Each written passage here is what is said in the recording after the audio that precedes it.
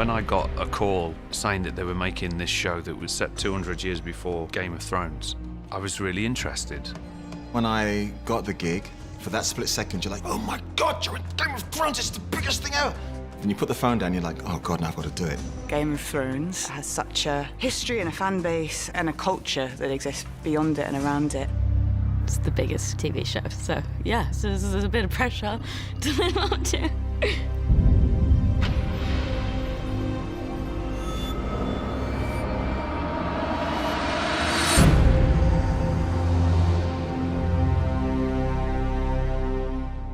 How do we make Thrones but not Thrones? What's good about Thrones? What worked in Thrones? What didn't? What do we want to better? How do we want to evolve the style?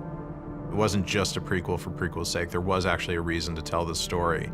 The Targaryens are the fascinating dynasty that we don't really know much about from the original books because at that point they've all died out.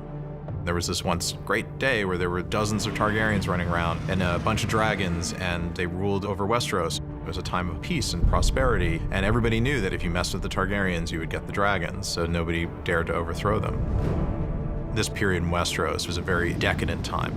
So you get to see what the realm looks like before it descends into the detritus and post-decadence of war that you see in the original series. So I was fascinated in going back to that time and seeing the Targaryens at their height and learning what it was that Daenerys lost in trying to win back throughout the story. The original Game of Thrones was very much an epic that was weaving together various different threads. It still has that scale and scope, but it's really just the story of one family slowly tearing itself apart. There's a wish fulfillment for an audience of things they want to see. We're not here to not give it to them. We're here to give them the thing that they want, just not in the way that they're expecting. We're not trying to rehash the past. We're trying to find something fresh and exciting.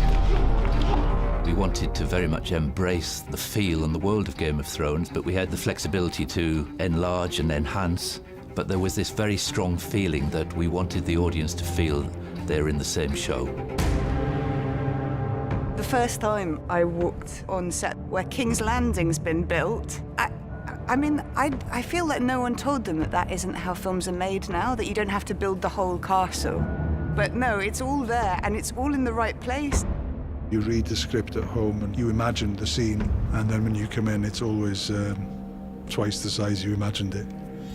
You walk around these sets that look like ancient monuments and buildings with massive statues, or you can be on these amazing locations. You cannot believe that this is on the earth somewhere this extraordinary.